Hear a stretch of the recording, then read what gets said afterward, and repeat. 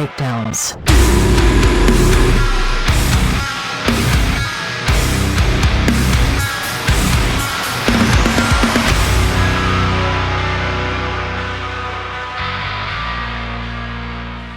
Welcome back to the Chill Sounds and Breakdowns podcast. We are on episode 94, and I'm a little starstruck right now because I've been following this person for actually quite a while, and this new project is absolutely insanely great and awesome. But today we have Kristyn Hope from Daedric. How are you doing today? I'm great. Thank you for having me on. Absolutely. Thank you for stopping by. Honestly, like I've been following you since Aesop was the first thing that I first heard.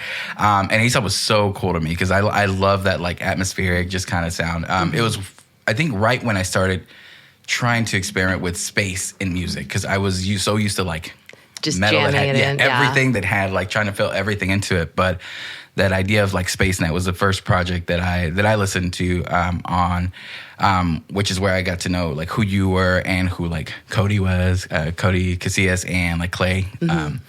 But was that I was looking a little bit into. I think that was your first metal project. Is that correct? It was my first project at all ever. Oh, okay. I'd never done any kind of foray into music. I was super shy, so the idea of getting on stage and singing and performing was just out of my league in my mind. I started off as a visual artist, so I drew and I kept to myself. And I loved singing, but it never occurred to me that I would do it. Really? And so when I met Clay, it took us a little while, and we finally started writing some pop songs, you know, just him and I. And we actually put out the first song under Aesop was Anomaly, and it was a pop version of that. And then after that, you know, we started getting into like, oh, let's try some heavy stuff. Let's try some prog. Okay. And I had never heard of prog. Yeah. He'd shown me Tesseract and some others, and I was kind of like, maybe. I don't really know what you're talking about, but okay. And then I got more into Tesseract, and I started understanding what he was talking about. And so when we got into Aesop, I was like, okay, cool. I think I get it. And so I was just kind of like playing around. I had no knowledge of music, honestly, besides just I loved singing, and that's all I knew. And so I took a couple singing lessons. I got more into it, built up my confidence. And then we started writing for Aesop, like, you know, in the prog version. Yeah. So you were saying about love for singing. I did a little bit of like digging into it, but you were big into like karaoke before that. That's what kind of I guess gave you your sea legs for like singing and into like just being able to sing in front of people. Was that like your first experience into it? Yes. So I grew up, I'm Filipino, so Filipino parties, it's all about food and karaoke. Okay. And so my favorite thing was just sitting in front of the TV and singing, and I wouldn't look at anyone behind me because I was super scared. But I loved just singing my heart out because it just felt good. It felt right. And so I would shyly sing in the bathroom, like when I knew nobody was home. And I loved it, but I was too scared to ever do it publicly. And then I got into like public karaoke and getting on the stage, and it was kind of a rush for me, and it was fun. And so I would just stick to karaoke, and I thought, you know, that's as far as I'll go. It never occurred to me that people recorded their own music in their house. Yeah. I was under the mindset that you have to go to the studio, you have to be signed, you have to be like professional level.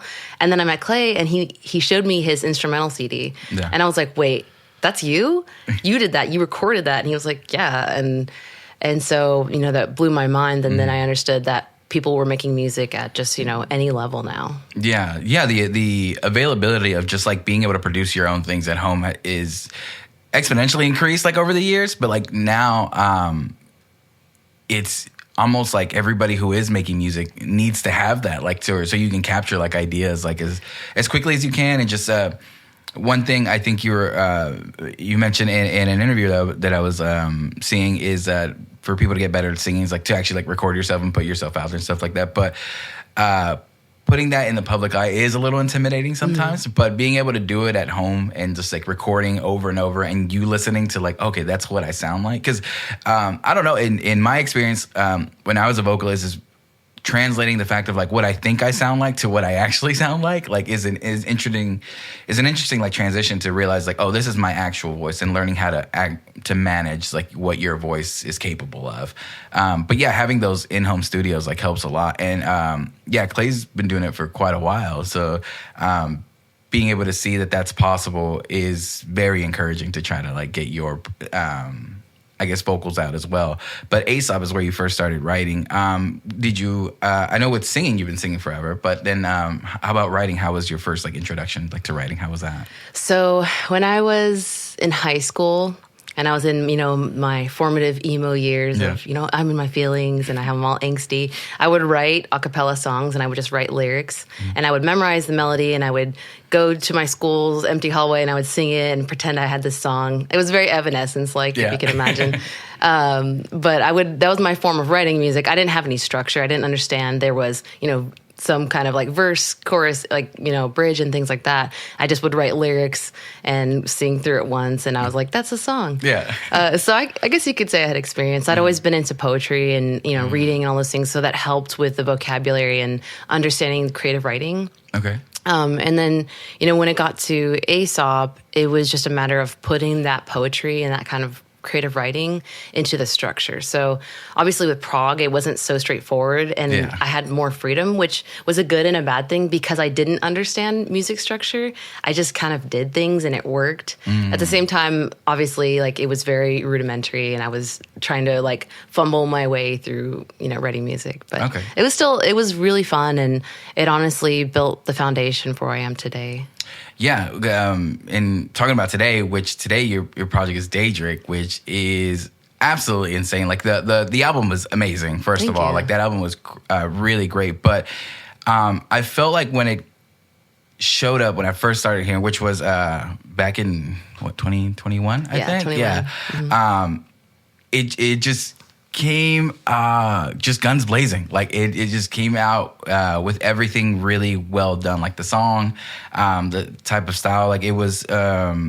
Because this project came out and it was just you fronting it at the moment. How did you decide to start doing that structure? Just like, were you writing it yourself? Yeah. So funny enough, Daedric started almost the same way Aesop did. Okay. Where it was like, we're going to be this pop synth electronic, kind of dark, maybe more like Halsey than where it is today. Interesting. Okay. So if you listen to Wretched alone, like just as a single, you understand like where we were going. It was this dark synthy feel. No screaming, no harsh vocals. I don't even think there's grit in there. Yeah. And we decided early on when we were writing and when we were forming, Daedric, we said, okay, we're going to market it as, a pop project where it's like, Billie Eilish or Taylor Swift, it's just them. And then they have a full band, but nobody acknowledges them as members or like it's not this group. Gotcha. It's just the person. And we thought that'd be easiest because, I'm used to handling that kind of pressure. It wasn't a big deal for me. And also Clay and Jeff just didn't want to be on, in the front end of it. They wanted to be more back end producers working on the, the fine tunings of things. Okay. And I was cool with that. It was pretty natural for me to do. And so we started off that way and just continued. And now we do have, people playing in the band, like in the music video, you'll see people, but they're masked because, we don't really have any members or anything like that. Just the three of us are Daedric.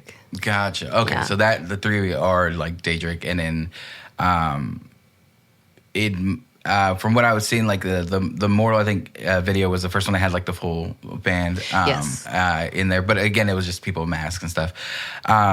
Okay, so that project started with y'all. It does create a sort of pressure for you because you are, it is a group doing it, but still you are the face of that. So you have to make sure that you're kind of everywhere, which I think you do a really good job of putting stuff out. But that in itself, it's its own like grind, because people are like looking, because you are the face of that. So it's like, okay, like anything, if you need to explain, a new album, new song coming out, something else, a music video, like it's all like you centered, especially like the first few music videos are definitely like super just centered on you. Right. Yeah. They're entirely me, which when I was working on those and I edited most of them, or at least partial edits of them, and I was like, wow, it's so boring. It's just my face over and over. Like, is there anything else? And so, after the second music video, I was like, okay, we need some kind of B-roll. Like, there has to be something that's not just me on different angles. And I was like, this is so lame. So I filmed the second one myself in my house, and I had this concept of bringing in books and this whole like visceral imagery, and it kind of broke it up. And I think that paved the way for opening up for like storylines and narratives that didn't involve me. Now, Dawnbreaker was just me, but like five versions of me, which is funny. And that was extraordinarily challenging. Retrospectively, I kind of wish we had hired actors to play those, but we didn't have the budget for it. Gotcha. So, we just went in and I was doing costume changes left and right, back and forth, and it was insane. Yeah. But it was really fun, and it was just, I don't know. It's the creative part of that is like the coolest thing to me. I love acting. I love singing. Like all the things that I can do within that sphere is just really fun for me. So that was one of the things I was going to bring up is, do you have some sort of like background in like acting or even like dance choreography? Because some of the like just the movements and like the way you, I don't know, your facial expressions and everything just seem really like tightened up, like they've been worked on. You know what I mean? Like it just feels natural. It doesn't feel like out of place in any of the music videos. So I wanted to see if like that was something that maybe you had in your background. Yeah, so I actually grew up dancing. It was something my mom forced me into, and I did love it. And then I didn't stay in it super long, but I was in all the things. I was in ballet, tap, jazz, and gymnastics all at once. It would be like a full day of that. Oh my God. And so it's something I kept with me, and I always just loved dancing. So I got into like freestyle dancing. I would take, bachata. I would take hip hop classes, and just for fun. But I've always loved dancing and just moving. I never really did any acting, but I always wanted to. Oh, okay. So it was something where, when I'm watching back the footage and editing, I'm saying, okay, I wish I had expressed myself more, because in real life, I actually am not super expressive. Okay. I have the RBF, the classic one. So like right now, even I'm like, okay, hold your face so you don't look pissed. Like I don't want to look pissed. And so I work on it, every day. And especially when we're doing music videos, I'm very cognizant of, okay, what is my face doing? Because I know later I'm going to look at it and say, oh, I didn't do enough. Because, on camera, you have to kind of overact for it to show up.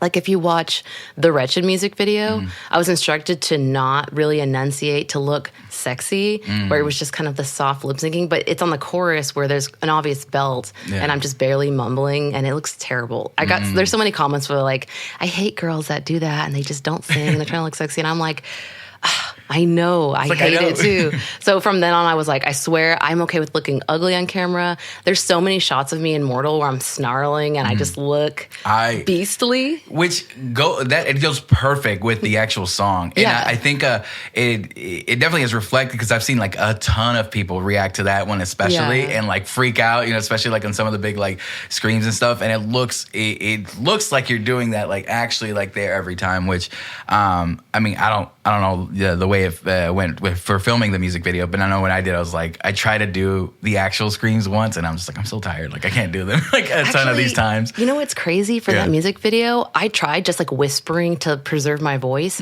and I found that it was making me more tired. So I just started screaming. Really? So I actually was screaming for that one. And I don't know how I did it for the whole day, and I was like, I'm fine. Because when I was whispering up, I started feeling that exhaustion, and like I felt the strain in my voice, and I'm like, you know what, I'm just going to scream. Like, F it. I'm going to go for it. And so, like, I'm actually screaming, and you can hear some of the BTS footage. Like, you can hear me screaming along with the track. Oh, so that's so cool. It's kind of a cool little fact. Although, obviously, that's never going to go out. But, it's cool. That's cool. But definitely what you're saying about being conscious of, like, what your facial expression is something that is a big part of that, to invoke like emotion, like to show like what you're actually feeling, and for people to see that. And I was looking, I saw like every music video when I was like preparing for this, and I noticed that a lot, and in progressions of like how like more it was getting more expressive, kind of it was getting, and also just the intensity. I guess that makes sense with what you're saying, how Wretched started as trying to be like a different style, and then evolving into what it is today. What was the turning point to where you're like, okay, we're just going to completely switch this and push this as hard as we can? Because it started to get aggressive, because I think, I remember when only in the progression that came out, like the vocal style in that was also different in like the way you sing. It was like this, I don't even know how to describe it, but it starts off and it sounds like you're doing something completely different. It's more intense. It's a singing, but it's a very strange singing, which sounded so cool. But I was like, oh, this is a jump like from what we were doing before. So definitely grew in intensity. Was that on purpose? Like what kind of jumped to where like, oh, we're just gonna change what we're doing? Yeah. So actually, the label found out I could scream. I guess they didn't really look at Aesop too much and see any of the screaming, and they were like, oh, you can scream. Let's work on that. Let's add that into the music. And so I was like, you know what? All right, let's do it. And so we did. I had been doing some reels with screaming like that, and with Jeff and Clay, they're like, let's work it in, maybe just some things in the background. So I think in Sepulchre, there's a little background stuff there with some harsher things, but only is where we really pushed it. And that's where we tried to be experimental in the intro, which has mixed reviews. And I myself am on the fence. I'm like, really? It's really hard to hear sometimes, but I'm like, I know what we were going for. Yeah. So it's like, I don't know. It's definitely like a super high strain. Yeah, I liked it a lot. Yeah, when it definitely threw me off for a second, but I'm like, this is actually really cool when you look at the range of like what went into like what was before and what that is. No, I liked it a lot. Thank you. Okay, so it feels like the project came out right in you were signed to Fixed, correct? Yes. I don't know. I keep saying Fix It, and I keep saying, I'm like, I don't think that's it. I think it's just Fixed. Yeah. So when you started the project, was it immediately like working in partnership with Fix already? Yes. So actually, Jeff kind of cold messaged me on Facebook, and I was like, "Who's this guy?" And Clay was like, "Oh my God, that's Jeff Rockwell. He worked with Forever the Sickest Kids and like all these cool pop punk bands." Wow. And I was like, I don't know what you're talking about, but okay. And Jeff basically pitched like, hey, I'm on this label with Fixed, and I think there's this hole in the niche that they are working in where there's not very many female-fronted projects. And I was kind of like, the female-fronted thing, I'm, not super keen on, but I understand. And so, we heard him out. We met with him in the studio, and he said, I want to pitch this dark electronic synthy thing with them. And we're going to start with just by recording a song, recording a music video, having the full like promo. I did like photos and everything. And then we pitched all of that to them. And they asked for a couple more demos, but then they were like, we're in. And so we signed. It was like, I think early 21 before we even put the song out. And then they waited 8 months to put it out. So then it went out in August. So it was almost a full year from writing and shooting all the music video stuff to actually putting it out. Wow. Okay.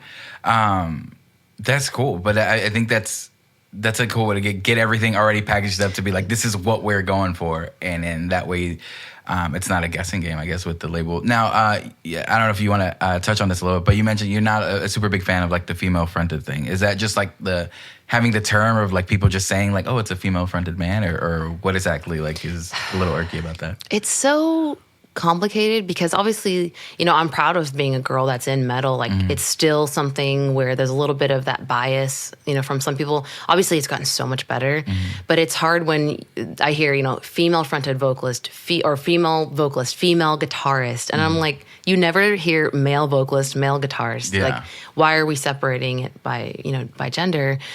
So I feel kind of mixed on like, I love the empowerment side of it. I hate the segregation of it. I don't like that.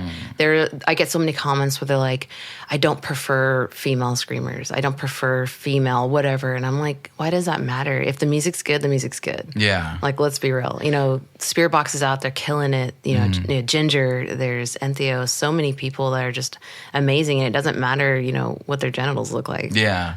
Yeah, I think it's so, I didn't really notice until people started really like talking about it. I was like, oh, female friend, and I'm like, oh, you're right. Like, why does it matter? Like, and I feel the more the term gets thrown around, the more you emphasize on that. And instead of like just this is just a band that I like and it's cool, it's like, oh, this is a band, but also here's an extra thing, like, oh, that I don't think is necessarily like at the forefront, because it's at the end of the day, it's just the music and vocals and stuff like that, or whatever like you're listening to.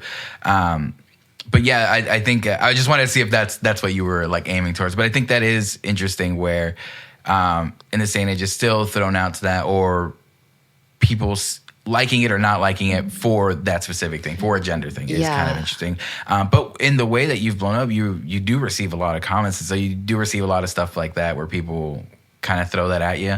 Yeah, and it's on both sides. Both people praising, like, I didn't know girls could do that. And so there's some good to it where I like that it's opening some people's eyes. The misogynistic side of it's not so fun. But at the same time, I'm like, you know what? People are entitled to their opinions. If they want to be biased about something, that's on them. It's not on me.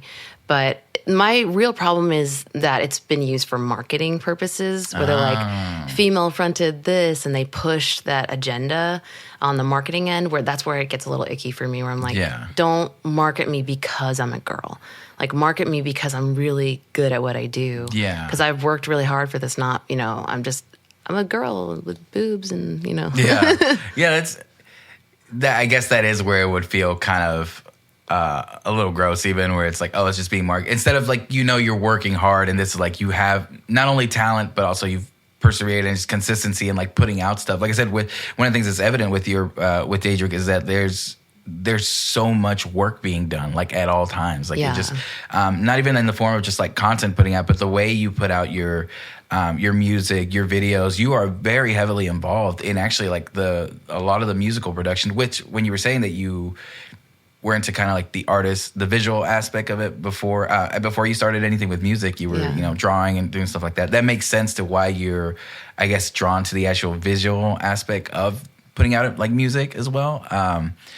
But is that, do you like being like a lot more like hands-on into like the visual aspect of stuff? Yeah. So early on, I was like, everything must go through me. I was kind of crazy. Like I was very, very big on the visuals, and I wanted full control and making sure it was my vision and all these things. I have dialed back the crazy on that because I realized it's just not feasible with my schedule, with the different places that I'm being pulled towards. My energy needs to go towards the actual music more so than the visuals. And we've established that, our standards and our branding and things like that. So that's helped a lot. But now I feel excited to actually pull back and allow other people's visions to come in and to color it in their own way, because we've worked with some amazing videographers, and I have, a photographer that I love, and I love the little flavor that they put into it. And they even, elevate it with, their own experiences and their own knowledge, because I don't know everything and I need to stop pretending that I do. Yeah. And so it's been really cool to just be more of the performer and more of the artist that's getting, in front of the camera or in front of the mic or whatever that is, and just, doing what I'm meant to be doing and focusing less on controlling every aspect of it. But I do love having input, where I feel like it matters. And it's cool to work with people that understand that I want that input. So they'll come to me and we'll have, conversations, or they'll check with me on a shot and be like, do you like this? Is this what you were thinking? And it's just more fun to let go now. Now, okay. But it took a little bit before it felt okay. I mean, I get that, because you have like a specific vision in mind, and like you want to make sure it turns out right. But I think with time progressed, like you've put together a pretty like nice team, or people that you can trust, like with that, which is the hardest part of like finding out who to work with, whether it's producers, whether it's videographers or directors. But the more you go along with it, the more you're going to learn who you can trust with like the vision that you want to put out. But yeah, I did notice like at the beginning, I was looking at the credits of everything, and I was like, oh, like you're either like editing like the video afterwards, or like directing, or doing some like, or even like filming like the one of them completely. With Daedric and like the following that's been built super quickly, I believe. So, how do you feel about like having to keep that follow up of like having to still think of ideas? Do you have like a strategy now of like how to, as far as content goes, and kind of like what am I putting out next? Like how do I keep putting stuff out? Yeah, part of me hates social media, to be honest. I'm just, it's hard because it's helped me in a lot of ways, and in other ways it's kind of a suck. Like it takes so much from you to have all these things bombarded from all the angles, from feeling not good enough to not feeling pretty enough to feeling not rich enough, whatever it is, all these things bombarded on you. So I'm very conscious of that. When I do make content, I try not to put out things that I wouldn't want to consume myself. In terms of the content where we are going this year, we're trying to kind of back away from the covers, because people were only, recognizing me for covers, and there would be a lot of cover requests. And I'm like, okay, I don't want to be a cover band. Like I want my music to be on the forefront. And so we kind of dialed back the covers, or switched it up to where we're doing like kind of a cover, but I do my own take on it. So I'll actually write a part over it. Like I put out one yesterday over a Throne song where I wrote my own part on it, and then I screamed that part, and then it goes into the actual song. So it shows more of my creative writing and less of, I can cover a song, like great. I want to showcase that, we're doing our own stuff. We have a lot of original stuff out there, and I want to kind of funnel people more into that and highlight that more. Okay. Yeah, I have seen that happen to like a few bands like that get into covers and they're like, oh, the covers are really good, and then all they're asking is like, yeah, let me hear covers, and you're like, I am working really hard on like this original stuff, and it gets overshadowed. So I think that's definitely a good move. But you touched on something, and it's creating content that you yourself would want to consume, which is going to lead me into the lyrical basis, and even like and everything in the song itself is heavily influenced by like your love of like Skyrim and like Elder Scrolls, which is.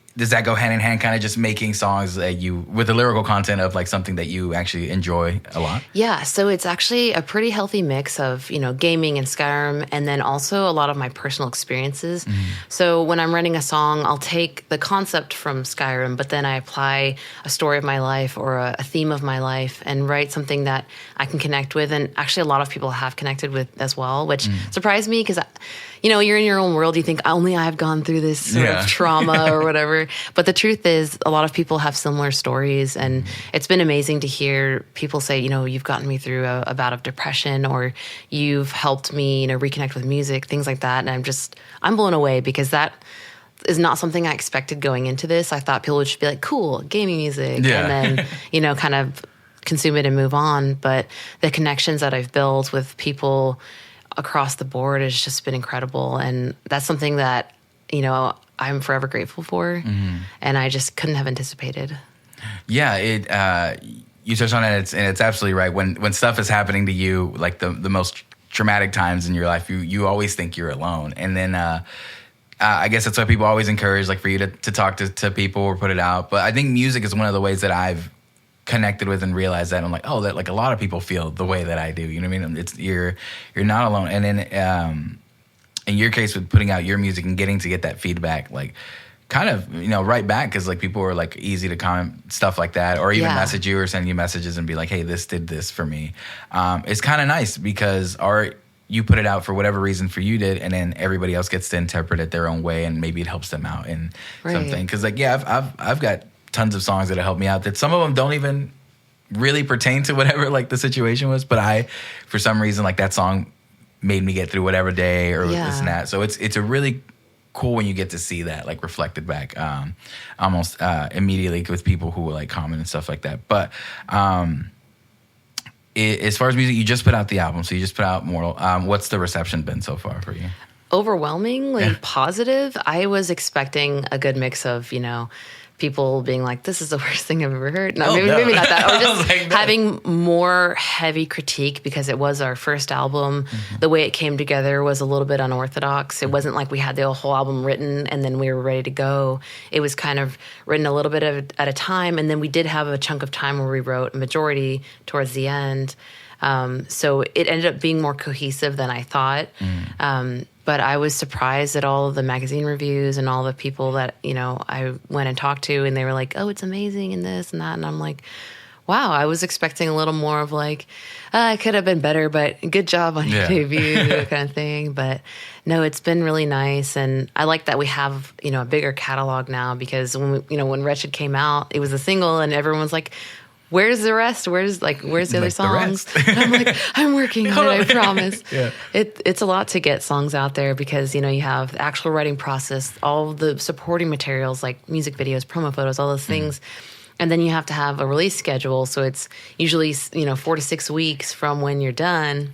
You submit to the label, or if you're doing it yourself, like DistroKid, it's great to have that lead time because then you can market it and you can promote it to actual Spotify curators or Apple curators, whoever you have for playlisting, and it just takes time. So it's a huge undertaking to prepare for that. Yeah, like the release like schedule is super important. Like I've seen with several like bands that release, because there is the itch, I think, as an artist to just want to put like something out, especially when you write something you love. It's like, oh, I need people to hear this. But then the reality is like, how do you keep them listening to that, or keep that relevant, or or remind them that it's coming out? When I've had stuff that just drops and I'm just like, oh, that was coming out. Like I had like no idea, But yeah, I think that would be definitely one of like the really challenging parts to putting it, and also just thinking of stuff to put out with it. Yeah. Must be intense. Yeah, we usually create some kind of campaign around it. You know, for the 115 cover that we did do last year, I wanted to create stuff around the actual game and things that were kind of quirky that we did for the song. You know, some of like that high scream, kind of showcasing that. And that ended up blowing up more than I thought it would. And it was cool to think of like little skits here and there. And sometimes the skits make me cringe, but at the same time, like they're kind of fun to do at the same time. So I just kind of get through them, and then afterwards, like, it's fine. I just let it go. It's part of the, you know, practicing acting and things like that. And it's trying to create content that doesn't get boring. Because if I just did performance reel after performance reel of like different sections of the song, it'd be like, I might as well have just played the whole song for you. Yeah. And so it's cool to think about little like funny things to do. Like I just filmed a music video with Logan Young, and that was fun. And he actually came up and stayed with us, and we filmed real content for that next day. Yeah, to promote the actual song when it's time. So we have all the stuff backlogged, and that's really helped us a lot. Is just having a bunch of ideas, and even if you don't film it all in one day, just having the ideas written down. So whenever you have time to film them, you can do that and have enough pieces of content to really promote it in different ways. You know, whether that's silly skits, whether that's performance stuff, whether it's showcasing the music video or just talking about it. Like, there's so many different ways now to promote your music in your own way. Yeah, definitely. I think you're doing the right thing as far as like getting a variety of stuff. One thing, it's good for whoever's, you know, consuming that is like, oh, there's different stuff coming out. But also for you, it keeps it interesting for you. You keep doing different things to promote it. And hopefully it's stuff that you like doing. You're saying some of them make you cringe. I watched the twin interview one. I don't know why I laughed so hard at like that. Like, it was like Office style. Yeah, I love the way that was filmed, and then just like some of the stuff where like the cereal like on everywhere, like just I was like, oh my god, like that's dirty. Yeah, a lot of that was actually Joe's idea. It was because we had done that crossover between Evanescence and Linkin Park. Yeah, and I just filmed both sides, and Clay was like, just put your hair up and wear a sweater so it looks like kind of a different person, but obviously it's me. Yeah. But so many people thought it was like my twin or just some other girl. Oh, really? Like so many to where it was out of hand, and we were like, okay, this is silly. Yeah. So then Jeff had this great idea to do an Office style interview where it's both twins talking, and they're talking about each other and how like one is like so bubbly and happy, and the other one's like, F it all. Like, I hate everything. Yeah, the cuts back and forth were great. Like, literally went from one talking to the other. I'm like, oh, that's so... Yeah, so it's very... that stuff's fun for me. Yeah. Like, getting to play extremely, like, different characters that are just opposite was just so fun. And it's funny because I'm actually pretty much both of them. Like, there's times where I'm bubbly and happy and nice, and there's times where I'm like... You know, I don't know if you're allowed to cuss on here, but I'm just like, fuck you. No, I definitely feel that a lot. I get that a lot with people who think that I'm very, very like talkative and confident. Like in out in the wild, I'm like, oh, I go in here. This is my own space. You understand that, right? Like I'm good. I'm safe. Yeah, like and then out in the world, like they were out talking. And sometimes I'm awkward, and it's like, hey man, I'm pretty sure they're thinking like, what happened? Like it's not how he's like. But yeah, I mean, I think those are great ideas, and I think again, it just keeps it interesting. I always think of that stuff as like how I grew up with music and what I was searching for with like bands and stuff, and I would always I remember when A Day to Remember did For Those Who Have Heart, the deluxe edition, they had like a whole studio vlog, but it was like a silly one. So they were all like just acting and stuff like that.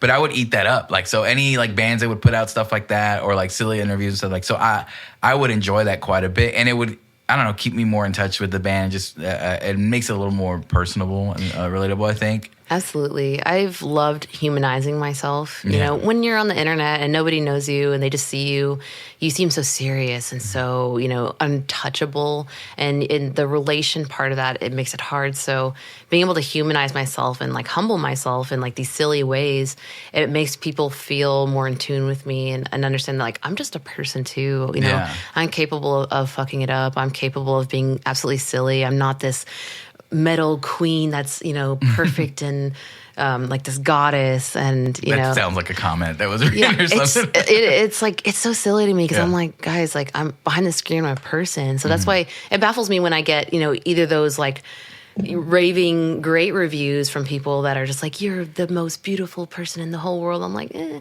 But then there's the other side where they're like, they're so mean. And and I'm like, guys, like I'm here reading this. Like, I'm the one running this account. It's not a social media manager. And there's people that will just say things that will blow your mind that I feel even a few years ago, I wouldn't see that not on Facebook and not on Instagram. Yeah. I know YouTube has been a cesspool for just a little bit. Or like if I was on Reddit or something, I'm sure I would see that. But it's just baffling to me that people will type it out in a public forum and press enter and say, you know what, that was a great comment. I'm really glad. And then I realized more from like their own like it's not even like burner accounts or anything. Like they're like just like, oh yeah, this is what I'm saying. I'm like, dude, this is like so out of pocket. But yeah, that is one of the I guess one of the big downsides for like the internet and stuff like that and social media is that how easy it is to dehumanize everybody. Like who's on the screen, like, oh, that's not an actual person, or even celebrity. It's not even like, I think the dehumanization used to be like celebrity. And now it's just like anybody on a screen anywhere. I just saw like something where they were talking about this, this girl who like puts up like a bunch of content of her like job and stuff like that, and all of her comments are like hate comments, and it literally is just like vlogging her day and stuff. And I'm like, that's so crazy. What are the people doing? You know what I mean? And it's just so wild how stupid it is and how easy it feels to be like, oh, I can just type this and there's absolutely like no consequence to it. And it just keeps getting worse and worse of like what they'll push it to and say like, and think it's okay to say that, but forget that, like you're saying, it's an actual person like reading that about themselves, It's so wild to me that someone is okay with that. Like they can just let it go. Once they press enter, they're like, that's not on my conscience anymore. Because when I don't like something, I just scroll or, leave the app, whatever it is, like go away. I'm never going to make myself comment, I hate this, or this sucks, this ruined my day, whatever it is that they comment. I'm just like, God, what happened to just leaving when you don't like something? There's a lot of like that going on now where everybody feels like they must, and I'm generalizing, not everybody, but there's a big majority of the online community that feels like they need to engage with everything that upsets them immediately, or if they don't agree with something, like I need to put out my whole point here in this comment because this is about to make the giant difference right now. I'm like, dude, a lot of time it does not matter. Like you can just scroll on and your life is going to be better. You know what I mean? Like you're not going to take in whatever negativity like you felt towards it. It's like, oh, let me just ignore that. Like if I don't like something, cool, I don't like it, it's not for me. Also, if you comment, it's going to serve you more of that person's because it doesn't know if you wrote something bad or good. It's like, oh, you interacted. You need to understand how the algorithm works. Yeah, definitely. I did read that you started working on like the a lot more of the heavier vocals during like COVID. Yeah. That was it just like the downtime is like, this is when I want to try to do it.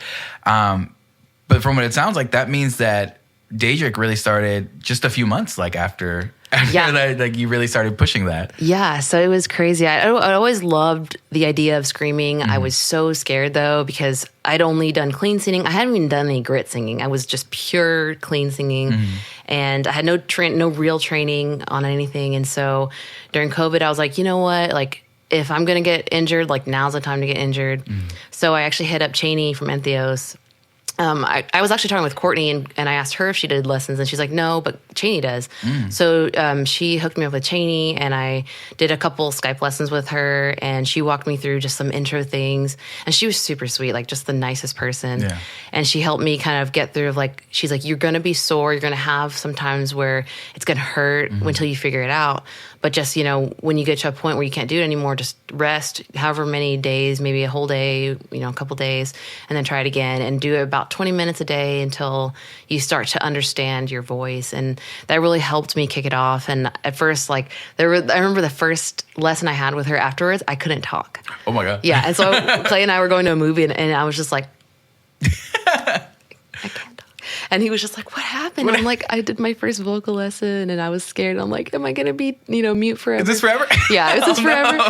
And it took a couple tries until I got my lows first. That was the easiest one because it was just so accessible. And then it was mids, and then highs are even still. I'm still kind of working on them, but they're getting there. And so I would say COVID was the majority of my training. After I left off of Cheney, I just did it on my own. I did a couple covers. Veil of Maya was a huge turning point for me because I did a cover of Doublespeak. And what I was doing when I was doing those covers during COVID was I was taking the time to listen to each part and trying to understand how are they making those sounds, because they were so unique to me. And I was trying to channel that exact tone. And I really loved Lucas's tone. It sounded very raw and emotional. And then same with Marcus of North Lane. I was like, these are two vocalists that I would model myself after. And so I did the North Lane cover and the Veil of Maya cover. And those just really, really helped me so much, because then I understood that I needed to make that exact sound and it wouldn't hurt. And so it unlocked something for me. And then from there, just continuing to do covers to analyze the different techniques, doing my own stuff and just practicing every day. That helps so much. And now, I feel pretty locked in, and it's cool because I feel like I've come full circle to where now like me and Lucas are friends, and I'm like, you inspired that's me, wild. and now we're just like, I don't know, it's chill, but it's cool that like he was one of the key things for me, and now it's like, oh, I just know him. I just know him. Like, that's sick. Yeah, Lucas is amazing. Yeah. I think actually I had never really gotten into Veil of Maya until Lucas joined the band, and I think I heard Mika for the first time, and I'm just like, I was like, the song was amazing, but the fact that I've always been a fan of the split of singing and screaming, and just how great like he was. I'm just like, this is great. And then I saw them at Tomcats of all places, like a really small venue, and just hearing him, like being able to hear like his vocals like perfectly, I'm just like, this is amazing. Like, so I definitely see how he's like one of those like inspiring people, especially like for someone who also runs the balance of like singing and screaming, which like you were saying, like you were scared of like really focusing on screaming because of like what it might do to your singing voice. But I mean, you obviously like put in the work to figure out like how not to damage that. Yeah. As far as like right up until now, it's been an online project. Is there any like ideas of maybe taking it, actually getting a full band and maybe taking it out and touring it a little bit? Yeah. Actually, we have been working really hard over the holiday break to build the LLC and kind of the behind the scenes things that you need in order to take it live in a way that's, feasible. And so we've been doing a lot of that back end work there to get in touch with booking managers and things like that to start to pitch us to different tours and different, areas to play. And so I'm really excited. I'm really, really hoping that we can kick it off before the fall. Okay. I don't know how long things take. Honestly, I'm a little bit out of the loop on that. But Clay's been handling it, and he's starting to talk with the people and get us hooked up with some really awesome agents. And I'm hoping that we can get some really cool shows going soon. Yeah, because it the more like I listen to the album and stuff, I'm like, this would sound like amazing like live. It's just like I didn't know if the plan was to keep it just like an internet thing, or to plan to eventually tour. Especially since you've played in a band, and I feel like there would be like an itch to be like, oh, I want to do this in front of people again. Yeah, no, it's so funny when we started this project. I was like, I just want to be a studio project. I never want to do live things again. And as time's gone on, I feel that urge now to like perform, and I love it. I love, when we do the reels, I force Clay to make them live takes because I can't stand if it looks lip synced. The overdub, yeah. It drives me insane, and only on myself. Like, I'm not going out there being like, oh my God, they're lip syncing. Yeah. Like, I'm not going to do that, but I feel a certain sense of pride. I don't know what it is, but I get really excited when I'm like, that was a live take. I look crazy as hell. Like, I don't always look good. Like, sometimes my face gets red and like my veins pop out and stuff, and I look insane. But I'm like, you know what? Like, that was live. Yeah. And I did that. And I do that not only for my own pride or ego, whatever you want to call it, but also so that I can practice for doing it live, on stage. I want to be ready. I want to be ready to go through the vocal stamina of having to do a whole run. Like the one I did yesterday, that was really hard because when I wrote the part, I didn't think about breathing because I'm stupid. So I was like, I didn't think about breathing. So I was like on the ground after. I was like, Clay, please tell me that was good enough. How many was that? Just one, or was it? It was my third take. Oh my gosh. So then after that, he was like, you know what, this is great. It sounds good. It's not. The cool thing is, like, they don't have to be perfect, because I know when I go up there on stage, I'm not going to just nail every single note. I'm going to have to kind of dodge a few or take a few breaths and come in when I'm ready. But to be able to do those reels, which are like at least a minute straight, sometimes a minute and a half of singing or screaming or both, it's cool to be able to do that and say, like, I can do that much. How much more is it to do a full song? And then you get a couple minutes of break and then the next song. It shouldn't be too hard. And with the way that we wrote Daedric songs, they aren't as intense as some of the reels I'm doing. Yeah. Maybe Mortal, maybe a little bit. Although there's a lot of soft singing, so that helps a lot. But to rest during those, yeah. I think making them live takes just, I think the essence of why like you do that. The authenticity is something that I think more people are drawn, whether they think about it or they don't. At least from what I can tell with people, and I know what I can tell with myself, if I can see that it doesn't feel fake or like perfected in a way where I'm like, oh, this, everything got done. So where it feels inorganic, it kind of puts me off of the thing a little bit, a tiny bit with stuff.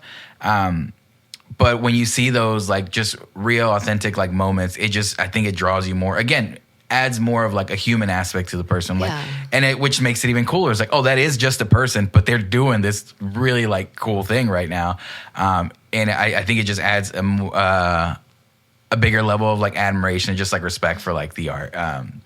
So I think that's really cool that's like a focus that you do. But yeah, it is super intense. I've definitely never been on tour. I've just played shows, and I remember figuring out, like, from the first show I ever played, like, where I was like, I wrote these songs. I can do them. Like, we've practiced them. But then playing a live show and realizing that if I don't control, like, my adrenaline or issue, like, I'm done by, like, song 2 because I've just been, like, running around and jumping. I'm like, okay, like, so I need to figure that out, too. Like, I was too excited. Or how to do, or like, oh, I can do this screaming part, but can I do it and then sing right after and then go back and be like, oh, God, the balance, like, is intense. And then on tour, you have the added thing where you have to do it day after day. Yeah. But yeah, that's why like when I talk to like most of the people who like do tours, like sometimes like the next day, like if we have a day off, like I'm not talking, or like even after like on the road, and it's like I just have to kind of shut up like until I get there, because like you have the vocal rest thing. Like I never understood that when I first started like listening to bands, like oh yeah, they're on vocal, because I think someone told me once like oh they're not coming out because they're on vocal rest right now. I'm like, what is that? He's like, oh, they just don't talk. And I'm like, that's the hardest thing. Because you want to be social. Like you're there to meet people and like go around in different places that you've never been to. So it's incredibly hard to just be like, I have to be antisocial. Yeah. Because if you're standing there silent and someone's talking at you and they're like, why aren't you engaging? You come off like an asshole. Yeah. You're like, what do I do? So it's kind of a lose-lose for vocalists. Yeah. I've definitely had that happen. I think most people that I've run into, like they've have like a little bit of time where they'll talk to people and be like, all right, I gotta bail. Like, be out. One thing I just remembered, the funny thing is before COVID, the last show I ever went to was an Aesop show. Oh, really? Yeah, it was the one at actually in an RIP Gas Monkey. Was it the CD release? Yeah. That was the last show that I ever went to before like the shutdown or whatever. That was just a random fact that just popped into my head. It just threw me off. But the authenticity in everything, I think in like music, that's why like I like that what you're writing about, you're using something you love to, also translate into your own experiences. That is you. Like that's what you actually enjoy, and you can tell just by the care that you've taken into like the release of everything. Even like some of the like the wardrobe stuff that you get, like the armor stuff, things like that, the attention to detail just shows like how much like you actually enjoy like all that stuff, at least from an outsider perspective looking in, which is really cool. And I think that's a big draw into when people like an artist or like somebody. It's like, oh, are you enjoying like what I've had a lot of run-ins with bands that I've been like, oh, I don't think that's my thing. But then I see them having the time of their life, like playing a set, and I'm just like, I love this like so much. Like, But I think that's a really big deal, and I like that you actually take initiative to do that. Yeah. So 2024 might have some live shows or some touring. What else do you have planned this year? Anything you're trying to focus on? Second album is probably going to release this year as well. Okay. We're going with a different approach this time, not just writing a couple singles. We're going to try to write at least half of it before we begin to release anything. But I think we might have all of it done. I actually have about 5 songs written. Wow. Don't tell the label. Don't know. I'm just kidding. They'll probably say We'll bleep it out. Yeah. No, it's cool. They know but I'm so stingy about sharing with them because I want it to feel ready enough to where when we get the critiques back, it's not like, they're like, you know what, this is not really there yet. I'm like, it's a demo. Yeah. But, I'm trying to get enough material out there so that we can actually cut songs and really curate the list this time, because we only worked with what we had last time and it turned out great and I'm really proud of it. But this time I really want to take the time to be more specific and be more selective on this and be willing to throw things in the trash or even just put it on a back burner. Maybe it goes on a deluxe release or something like that. Yeah. But, just being more careful and more strategic about how I'm writing. And I want to make sure that I'm pushing the extremes. That's kind of my goal on this album, is going even heavier and also going even softer, where it needs to be, and not being afraid to experiment with different genres and different, styles of things. Yeah. That's really cool. The writing sessions, now that it's going to be a little bit more, I guess the intent is for it to be a little bit more cohesive since you're writing it all together, which, like you were saying, the other one ended up working great. At least when I heard the whole album, I was like, this all makes sense together. You know what I mean? It worked. But doing that with purpose this time around and having time, like you're saying, to throw away songs. How does your writing process look like since for the three of you? So during the holidays, we did a meetup where Clay had written 40 demos. Some of them were only a minute, some of them were full songs. And I'm like, some of these things he's had for a very long time. Yeah. So we brought them to the studio. Jeff and I and him listened all together, and we wrote, our favorite top 10 or top whatever. We put them in a folder of these were the chosen ones. So there's about, 25 songs that we chose. And then at home, I have them all in a Logic Project just lined out. And I'm picking ones that I feel inspired to write to, and I write a little bit at a time. Sometimes I jump around. Sometimes there's one where I was very, excited to write to. So I wrote the whole song for that one. And then, kind of getting together and sharing those with Jeff and getting his input, and even sharing with some other people that aren't in the project, some other musicians that we trust, and getting their insight has been really, really cool, because I feel like we didn't really have that last time. And I love getting that crowdsource of they know our material, they know the audience, because we usually have similar audiences. And then they tell us, it would be cool if you did this, or I love what you did here because, whatever. And it's nice to get that feedback this time. Okay. That's exciting. An album last year and then an album this year, putting back to back. And your fans and people who've been following you already kind of have an idea of a base level for sound, for everything, with the album. And now I think it's just creating a lot more hype to see what comes out next. As far as I was looking through a few of the comments, and everybody was early on was I think even under your first song, Wretched, they were just how is this not going crazy yet? You know what I mean? And seeing it just evolve and more stuff with people know more of it. And again, the progression of just people or dipping back. I saw a few of those comments where people were heard the album, we're going back and watching the visuals for all the earlier stuff, which is really cool. But the progression of your growth has been pretty fast. And I don't know, it must feel wild, I guess, just the ride. Yeah, it really has. If I look back at, sometimes my Facebook memories tell me I only started singing 6 years ago. Oh, wow. Really singing. Obviously I had done the karaoke and things like that, but, going into vocal training and really sitting down with my voice, I haven't been singing that long. I haven't been screaming that long. And so every year we go, I look back at the reels and I look back at even the material. If you listen to some of our earlier songs, my vocal level there versus some of the later stuff, there's a little bit of a gap. And, even Jeff in the studio, whenever we were recording, we were doing some live takes, and he was like, "You've been singing." And at first I was like, "What do you mean? I've always singing." And he's like, "No, I can tell, you've been singing a lot." Because I didn't realize we hadn't been in the studio with him since the album. And we went in, it had been over 6 months, and I had done so many of the reels and other collaborations where I was pushing myself that I was able to have, a pretty significant jump in not only my abilities, but my stamina, my emotions, all those things. And so I'm hoping that just never stops, because I love looking back and seeing the growth because every time when I would get to a point, I would say, man, I'm at my peak. Like, I'm looking back and I'm so different now. And I feel like so amazing about everything I've done. I'm just really proud of myself. And then it'll be another 6 months and I'll look back and I'll be like, oh, hell, like I've actually grown again. And it's it's the most rewarding thing to me because I love exploring and learning new things. I love seeing what other people are doing and saying like, that'd be cool to try, or just being inspired by it, whether that's lyrically or melodically or just the style of it, seeing how I can incorporate that in my own way without just being a direct ripoff at all. Yeah. Yeah, the digital footprint helps a lot with seeing your progress because it is.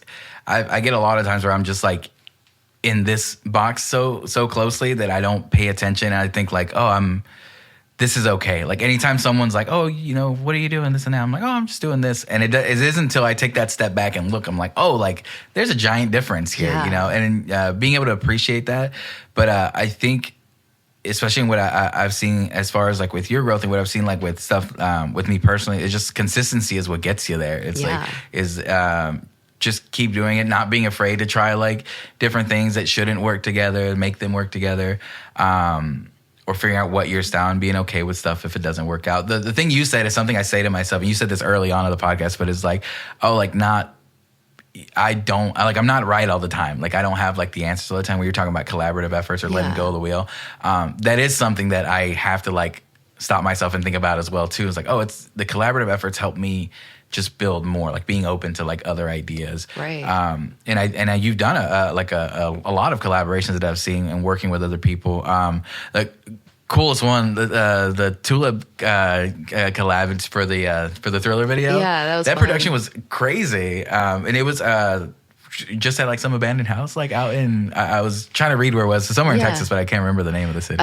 It's near Stephenville. What was it called? Was it the G? Gordon. Yeah, Gordon, oh, okay, Texas. That's right. So Ashley and Colin of Tulip, they own some property out there. They're planning to eventually build something, I guess. But right now it's just some land. So we filmed the graveyard scene there. And the guitar solo was up on a rock out there. And then there's a little town that's not too far from their land.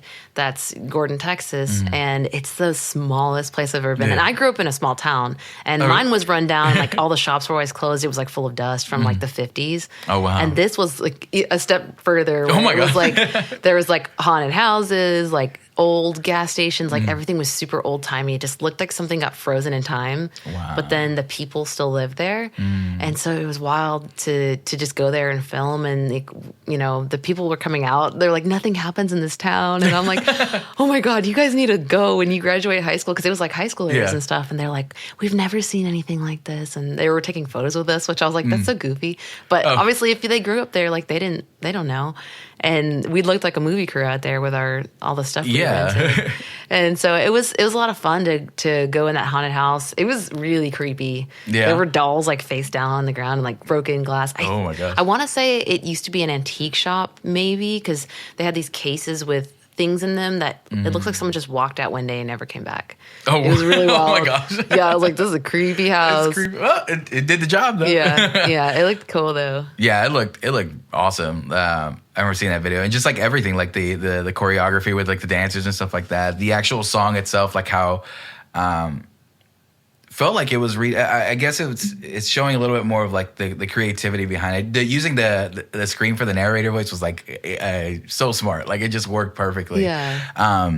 It's a really big production. But talking about that, like the people in a town that doesn't have like, for example, what we have like here in this like DFW area is insane for like, I don't I used to not think about it. I think about it now more of like the access that I have to the wide range of like music and just people.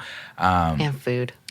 Yeah. And just people like out in towns like that. Cause I forgot one time I went down to, Acuña in Mexico, right on the border, but I took like this back road. So it was all these small towns and literally like, I would drive 5 minutes and I'd be through the town. I'm like, oh, that's it. Like, that's all they have out here. And like you got to reverse to go back. I'm just like, oh, I just crossed that. Let me go back there.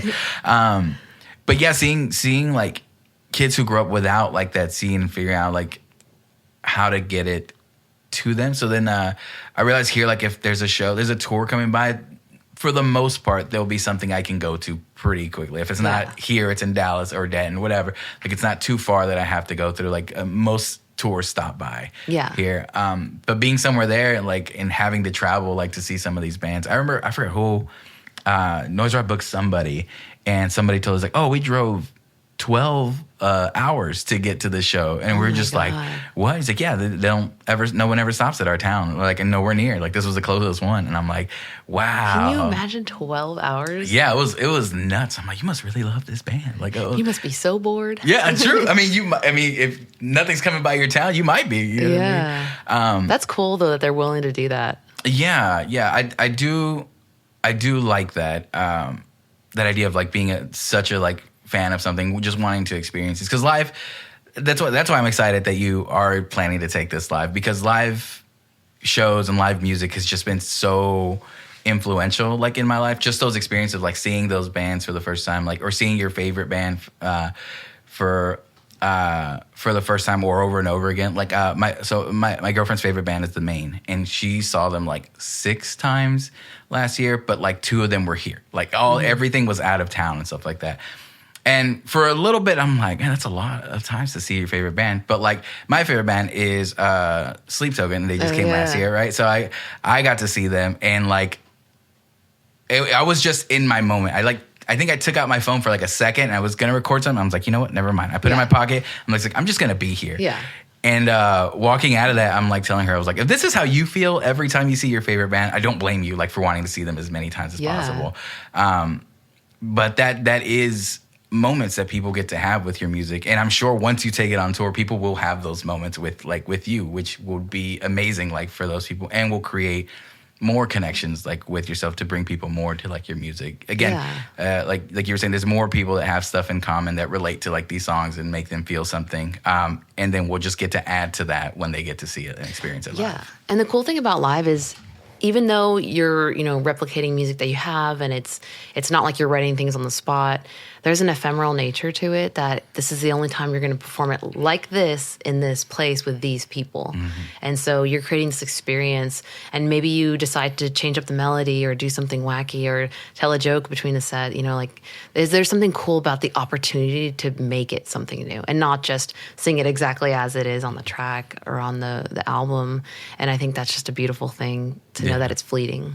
Yeah, absolutely. It's a moment captured in time, and that moment will never happen again, but it will hold you over. Like, I think we all have like those songs and moments that remind us of like specific things or smells or whatever. Like, oh, this reminds you of this. But a live show creates that moment like on the spot, and it's weird because of like the sound and stuff. I feel like you get to feel it. It's more like, it's a more intense feeling. And if you're out in a crowd, like, you are in a crowd of people that are there for that same thing too. So you're all like sharing in like the same like experience together. It's such a great time. Like, I've partied with strangers at like shows where we're just like singing songs and just like grab somebody and like, oh, we're singing this song together. And it's like, I don't know that person. Like, we never talked again. It's like, it's fine. And that's fine. We had the moment like exists still, and getting able to experience that over again. So I'm excited that you're planning on doing that. I'm excited for the album. I'm just stoked on everything that you have coming up.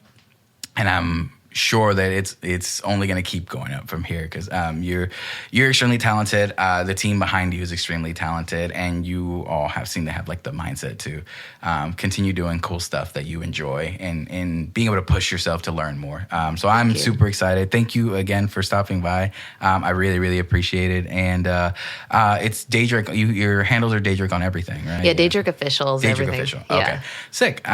So maybe new album this year, maybe some touring this year. Anything else you want to add? Couple cool collabs coming out soon too. The deluxe album release is also scheduled from the Mortal Things. There'll be some reimagined things, some remixes from other artists. So cool stuff to look forward to, and also the instrumentals, because everyone's always like, "Do you have instrumentals?" And I'm like, "Yes."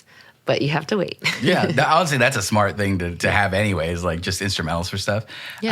Cool. That's going to be awesome. Again, thank you for stopping by. This has been episode 94 with Daedric. And thank you guys for listening. Thank you guys for watching. We'll see you next time.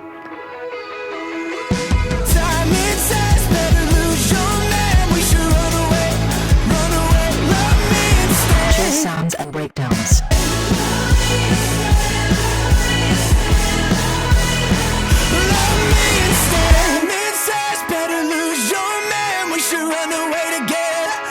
still can't